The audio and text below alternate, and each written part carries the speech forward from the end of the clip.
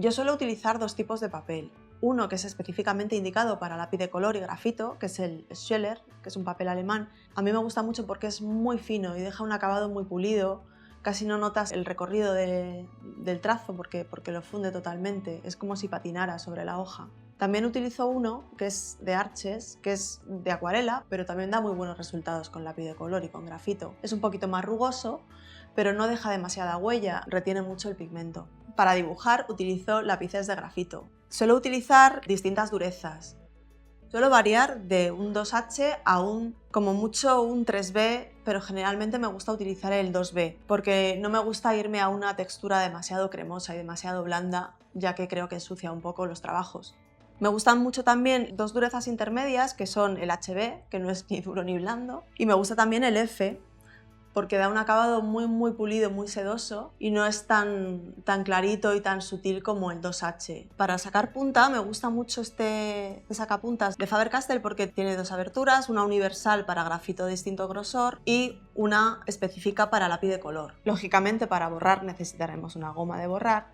La mía está un poco destrozada, pero tiene su sentido porque me gusta utilizar el cúter para crear secciones en la goma y así disponer de aristas muy finas para borrar detalles muy concretos y muy pequeños. Vamos a utilizar lápices de colores. A mí me gustan mucho los de Caran d'Ache porque, aparte de que tienen una variedad enorme de colores, tienen una gama muy amplia, que además tú puedes ir reponiendo según se te vayan terminando. Yo compré la caja de 180 colores. Me gustan porque tienen mucho pigmento, tienen una mina muy resistente, pero a la vez son muy untuosos porque tienen gran cantidad de cera y puedes sacar puntas sin miedo, siempre van a estar afiladísimos y no se te va a romper nunca la mina.